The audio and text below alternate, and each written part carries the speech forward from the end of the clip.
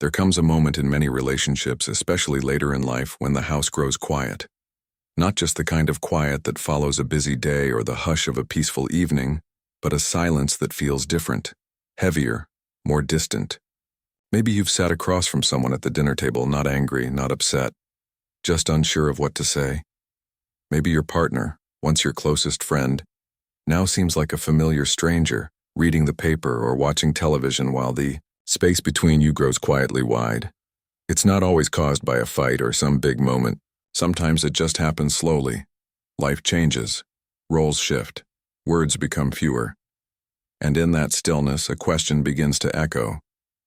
Are we still truly connected, or are we just coexisting? If you've ever felt that kind of silence, the kind that speaks louder than words, please stay with me. You're not alone. And more importantly, there is still time, still warmth, and still hope. Let's take a gentle walk through this tender space together. Let's explore what this silence means, where it comes from, and what it might be trying to teach us. Not just about others, but about ourselves. In our younger years, relationships are often built on doing, raising children, working jobs, running errands, planning futures. There's movement, urgency, shared goals that keep the conversation alive and the days full. But after 60, life begins to slow down. The tasks that once filled the hours may no longer be necessary. And with that shift, many couples and close companions find themselves unsure of what to say or how to say it. This change doesn't mean something is wrong. In fact, it may simply be part of the natural rhythm of long-term connection. Think of a tree in winter. From the outside it looks bare still, even lifeless. But deep within it's alive, resting, preparing, holding quiet strength. The same is often true in relationships. The silence might not be a sign of decay, but a moment of rest, of inner reflection. Still, it can feel confusing. Many older adults begin to question, why don't we talk like we used to? Has love faded?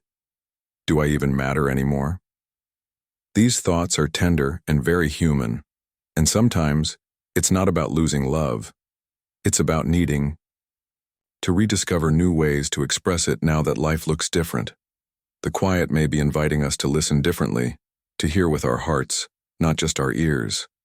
It may be asking us to look beyond old habits and routines and start learning each other again, right here, in this new season. One of the deeper truths that surfaces in this kind of silence is how much we've changed, and how much our partners have too.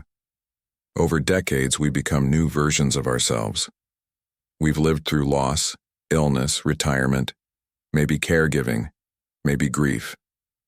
These experiences shape us. They soften some edges and harden others.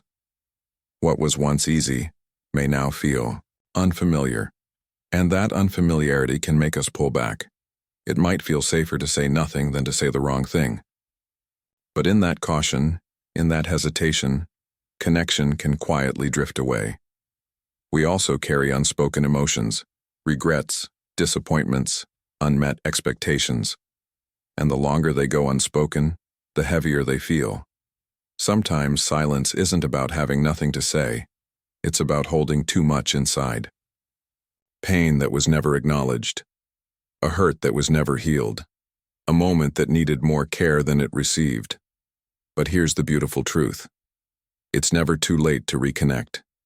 Even if words have become rare, even if distance has crept in, even if decades have passed, you are still capable of reaching out, of being seen, of being heard. It may start small. A gentle, "How are you feeling lately?" A hand on the shoulder, a shared memory, an apology. Or even just sitting quietly together, not in avoidance but in presence. Because sometimes the most healing thing we can do is not to fill the silence, but to sit in it with honesty, love, and open hearts. Our bodies and minds shift with age, and so do our emotional patterns. It's common to feel more sensitive or even more withdrawn as we get older. Fatigue, chronic pain, hearing loss, or cognitive changes can all make communication more difficult.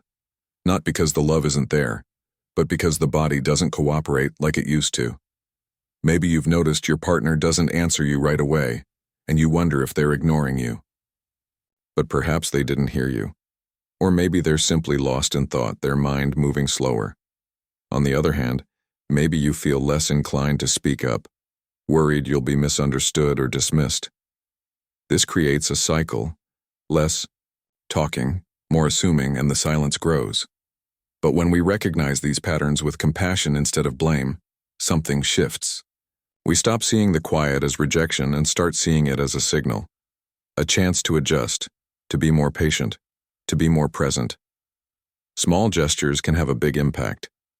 Eye contact, a soft voice, repeating something with kindness instead of frustration, making time each day, even just 10 minutes to check in, not about chores or plans, but about feelings. Relationships in our later years require care just like our bodies do. They need gentle stretching, regular attention, and forgiveness for the aches that naturally come. And the beauty is, even after all this time, connection is still possible. It's not about grand acts. It's about small, sincere moments that say, "I see you. I still care." Silence also has a spiritual invitation. In many ways, it reflects the deeper questions we carry as we age. What truly matters now? Have I been loved well? Have I loved well in return? When the noise of daily life fades, what remains is essence: who we are, what we feel, and how we've touched others. If your relationship has grown quiet, maybe it's life's way of asking you to turn inward, not to withdraw, but to listen deeply to your own heart. Do you still carry old wounds? Is there forgiveness that needs to be given or received? Sometimes the silence between two people is a mirror, reflecting back what hasn't been spoken within ourselves. And through that mirror, healing can begin. You might start by writing a letter to your partner even if you never give it to them, or by simply sitting quietly and asking, "What is my heart trying to say right now?" And then, when you're ready, offer a piece of that to the person beside you. This stage of life is not just about endings, it's about wisdom and reconciliation and grace. The silence, though it can feel heavy, also holds space for transformation. You are not too old to experience emotional closeness. You are not too late to speak words of love. And you are not alone in this journey. If you've listened this far, I hope you feel just a little lighter. Silence can be lonely, yes, but it can also be sacred, a place of rest, a place of renewal, a place where something new begins. Not loud or flashy, but soft and slow and true. Maybe you and your partner don't talk as much as you used to. That's okay. But maybe, today, you'll reach out.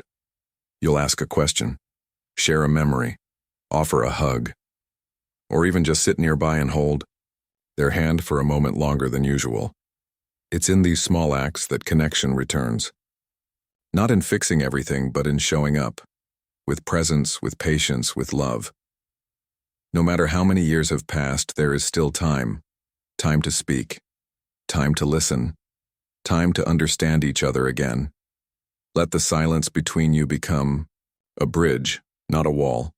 Let it be a pause, not an ending. And remember, even the quietest hearts still long to be heard. You are loved, you are needed, and your voice still matters.